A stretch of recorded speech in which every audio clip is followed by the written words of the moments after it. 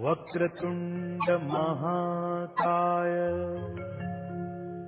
सूर्यकोटि समप्रभ निर्विघ्नं कुरु मे देव सर्वकार्येषु सर्वदा।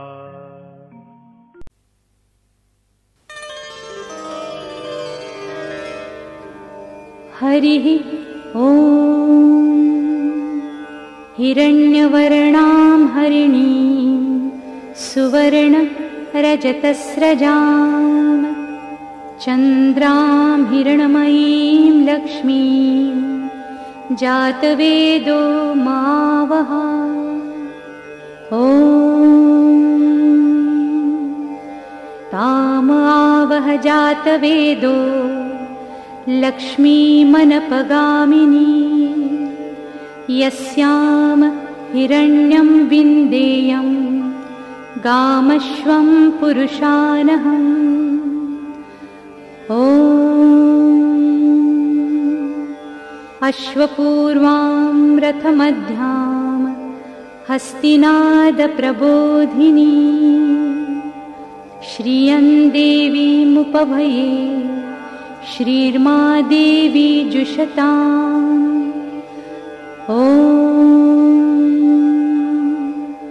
कांसोऽस्मितां हिरण्यप्राकाराम् आर्द्रा देवीं ज्वलन्तीं तृप्तान्तपर्यन्तीं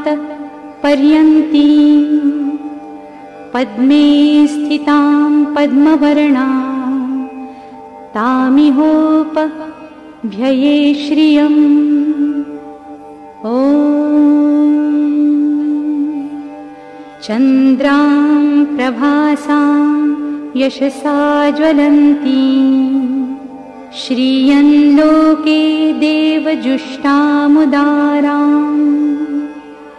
तां पद्मिनीं शरणमहं प्रपद्ये लक्ष्मीर्मे नश्यतां त्वां वृणे। ॐ आदित्यवर्णे तपसोऽधिजातो वनस्पतिस्तव वृक्षोऽथ बिल्वः तस्य फलानि तपसानुदन्तु मायान्तरायाश्च बाह्या अलक्ष्मीः। ॐ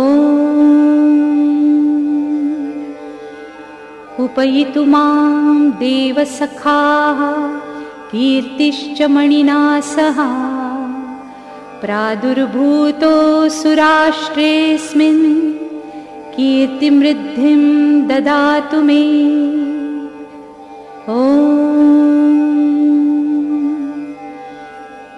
क्षुत्पिपासां मलान् ज्येष्ठाम् अलक्ष्मीं नाशयाम्यहम् अभूतिम असमृद्धिं च सर्वान् निर्नुद मे गृहात्। ॐ गन्धद्वारान् दुराधर्षान् नित्यपुष्टां करीषिणीं ईश्वरीं सर्वभूतानां तामिहोपभये श्रियम्। ॐ मनसाः काममापूतिं वाचः सत्यमशीमहि पशूनां रूपमन्नस्य मयि श्रीः श्रयतां यशः। ॐ कर्दमेन प्रजा भूता मयि सम्भव कर्दमा श्रियं वासय मे कुले मातरं पद्ममालिनीम्। ॐ आपस्त्रिजन्तु स्निग्धानि चिक्लीत वसमे गृहे निच देवी मातरं श्रियं वासय मे कुले।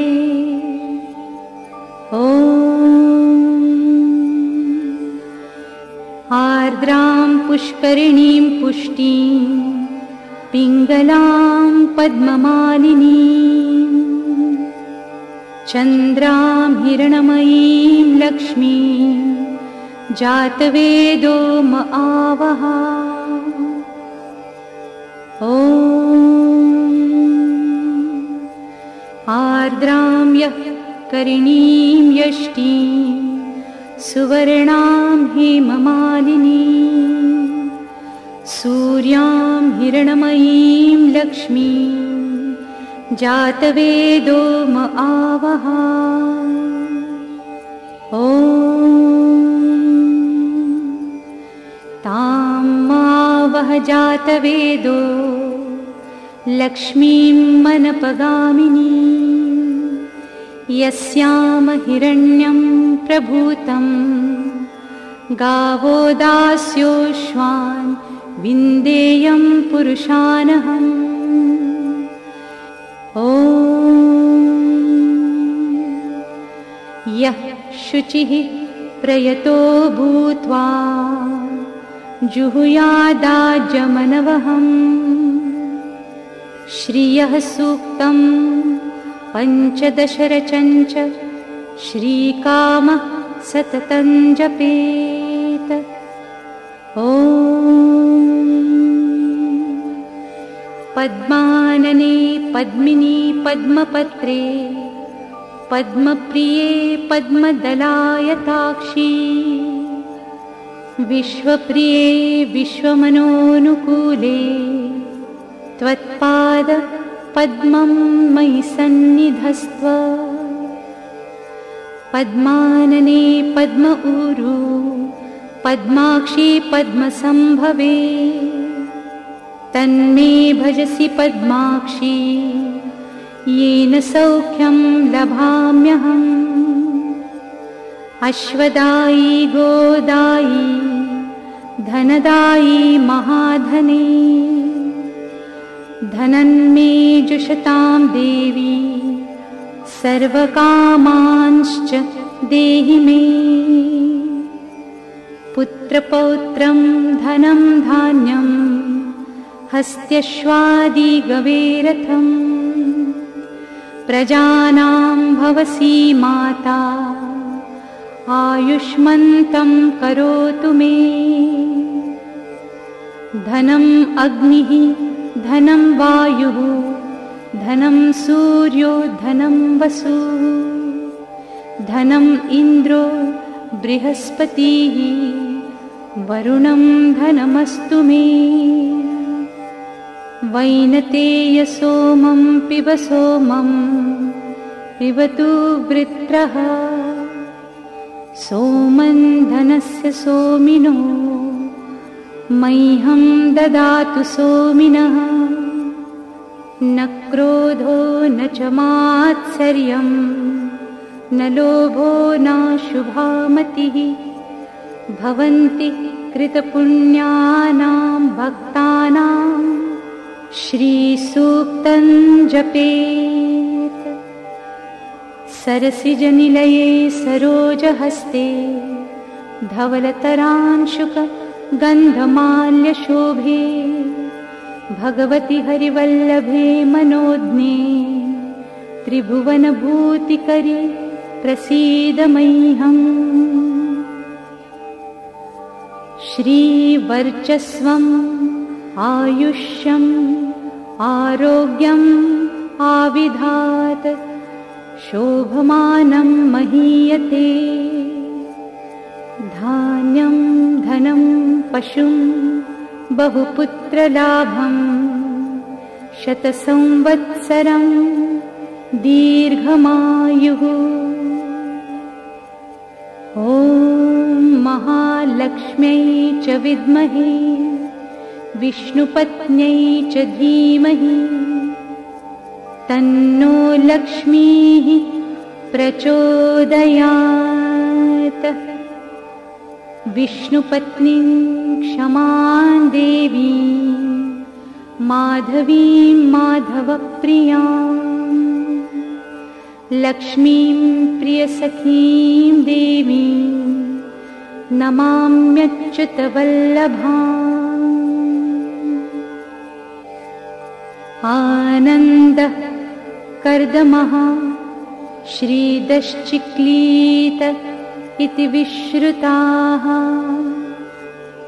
ऋषयश्च श्रियः पुत्रामही श्रीर्देवी देवता।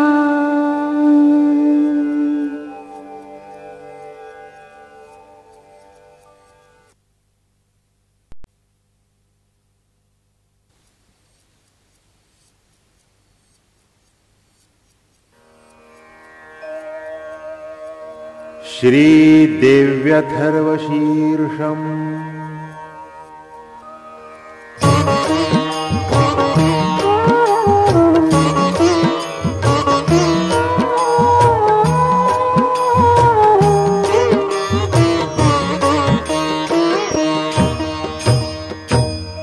ॐ सर्वे वै देवा देवीमुपतस्थु कासित्वं महादेवीति सा ब्रवीत् अहं ब्रह्मस्वरूपिणी मत्तः प्रकृतिपुरुषात्मकं जगत् शून्यं चाशून्यं च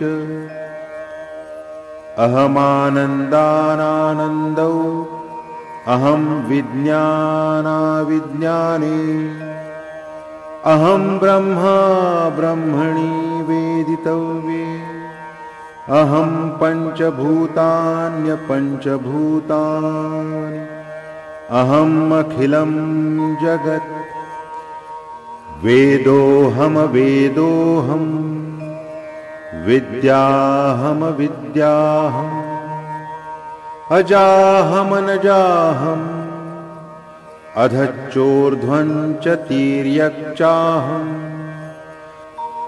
अहं रुद्रेभिर्वसुभिश्चरामि अहमादित्यैरुतविश्वदेवैः अहं मित्रावरुणावुभौ बिभर्मि अहमिन्द्राग्नी अहमश्विनावुभौ अहं सोमं त्वष्टारं पूषणं भगं दधामि अहं विष्णुमुरुक्रमं ब्रह्माणमुत प्रजापतिं दधामि अहं दधामि द्रविणं हविष्मते सुप्राव्ये यजमानाय सुन्वते अहं राष्ट्री संमनी वसूनां चिकितुषी प्रथमा यज्ञियानाम् अहं सुवे पितरमस्य मूर्धन्मम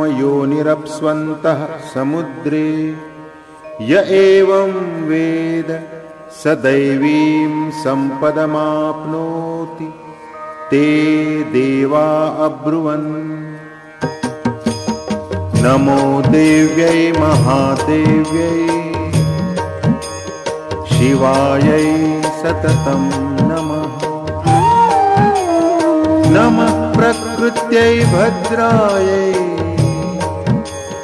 नियता प्रणता स्मताम्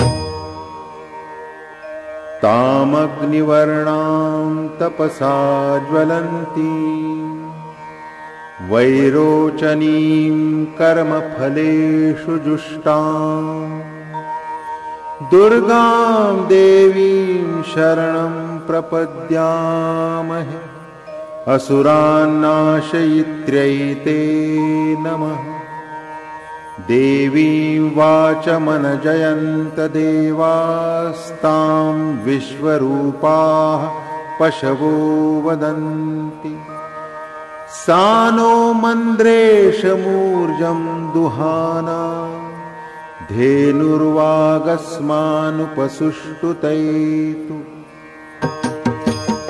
कालरात्रिं ब्रह्मस्तुता वैष्णवीं स्कन्दमातरम् सरस्वतीमदितिं दक्षदुहितरं नमामः पावनां शिवाम् महालक्ष्म्यै च विद्महे सर्वशक्त्यै च धीमहि तन्नो देवी प्रचोदयात् तन्नो देवी प्रचोदयात् अदितिर्यजनिष्ठदक्ष या दुहिता तव तां देवा अन्वजायन्त भद्रा अमृतबन्धवः कामो योनिः कमला वज्रपाणिर्गुहा हसा मातरिश्वा भ्रमिन्द्रः पुनर्गुहा सकला मायया च पुरुचैषा विश्वमातादिविद्यो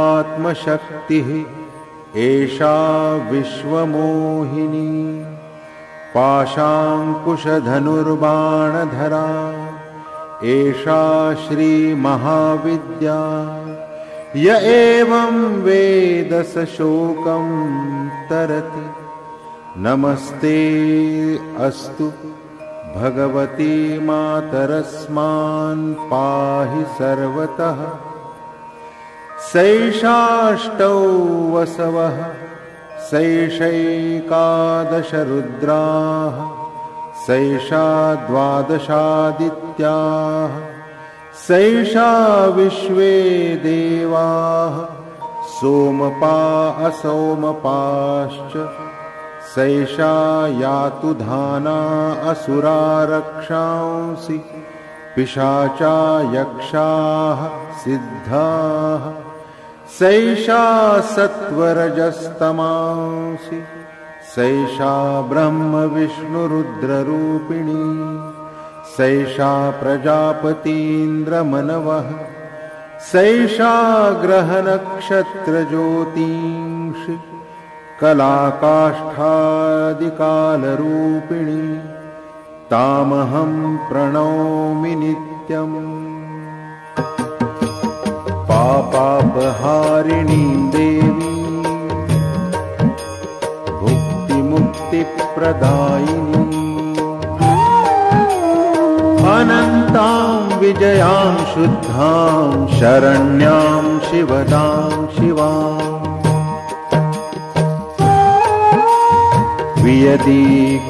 वियदीकारसंयुक्तम् वीतिहोत्रसमन्वितम्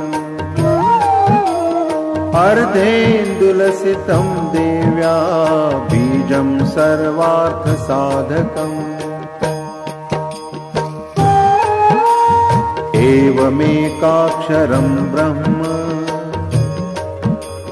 यतयः शुद्धचेतसः ध्यायन्ति परमानन्द मया ज्ञानाम्बुराशयः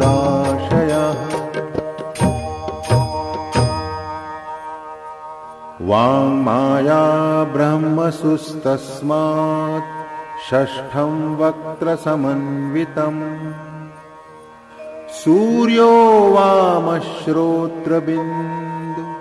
संयुक्तष्टातृतीयकः नारायणेन सम्मिश्रो वायुश्चाधरयुक्ततः विच्चेन्नवार्णपूर्णः स्यान्महदानन्ददायकः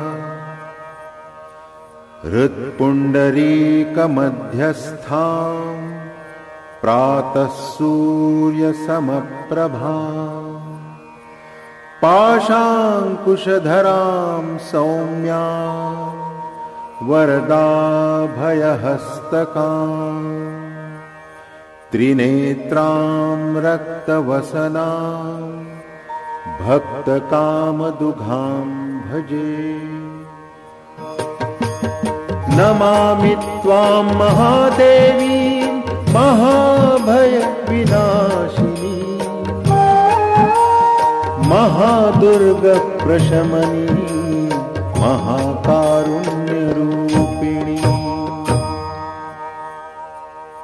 यस्याः स्वरूपं ब्रह्मादयो न जानन्ति तस्मादुच्यते अज्ञेया। यस्या अन्तो न लभ्यते तस्मादुच्यते अनन्ता। यस्या लक्ष्यं नोपलक्ष्यते तस्मादुच्यते अलक्ष्या। यस्या जननं नोपलभ्यते तस्मादुच्यते अजा। एकैव सर्वत्र वर्तते तस्मादुच्यते एका। एकैव विश्वरूपिणी तस्मादुच्यते नैका। अत एवोच्यते अज्ञेयानन्ता लक्ष्या जैका नैकेति। मन्त्राणां मातृका देवी शब्दानां ज्ञानरूपिणी। ज्ञानानां चिन्मयातीता शून्यानां शून्यसाक्षिणी। यस्याः परतरं नास्ति सैषा दुर्गा प्रकीर्तिता। तां दुर्गां दुर्गमां देवीं दुराचारविघातिनीं नमामि भवभीतोऽहं संसारार्णवतारिणीम्। इदम् अथर्वशीर्षं योधीते स पञ्चाथर्वशीर्ष जपफलमाप्नोति। इदमथर्वशीर्षमज्ञात्वा योर्चां स्थापयति। शतलक्षं प्रजप्त्वापि सोर्चा सिद्धिं न विन्दति। शतमष्टोत्तरं चास्य पुरश्चर्या विधिः स्मृतः। दशवारं पठेद्यस्तु सद्यः पापैः प्रमुच्यते। महादुर्गाणि तरति महादेव्याः प्रसादतः। सायमधियानो दिवसकृतं पापं नाशयति। प्रातरधियानो रात्रिकृतं पापं नाशयति। सायं प्रातः प्रयुञ्जानो अपापो भवति। निशीथे तुरीयसन्ध्यायां जप्त्वा वाक्सिद्धिर्भवति। नूतनायां प्रतिमायां जप्त्वा देवता सान्निध्यं भवति। प्राणप्रतिष्ठायां जप्त्वा प्राणानां प्रतिष्ठा भवति। भौमाश्विन्यां महादेवी सन्निधौ जप्त्वा महामृत्युं तरति। स महामृत्युं तरति य एवं वेद इत्युपनिषत्। इति श्रीदेव्यथर्वशीर्षं सम्पूर्णम्।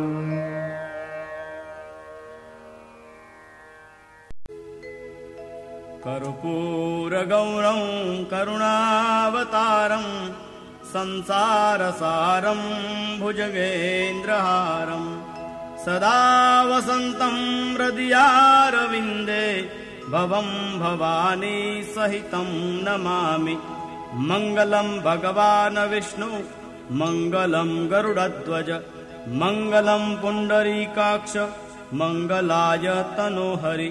सर्वमङ्गल्यमाङ्गल्ये शिवे सर्वार्थसाधिके शरणे त्र्यम्बके गौरी नारायणी नमोऽस्तुते। त्वमेव माता च पिता त्वमेव त्वमेव बन्धुश्च सखा त्वमेव त्वमेव विद्या द्रविणं त्वमेव त्वमेव सर्वं मम देव देव। गुरुर्ब्रह्मा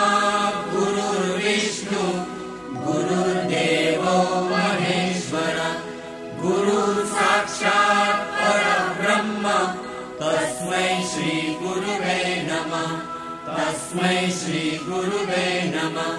तस्मै श्री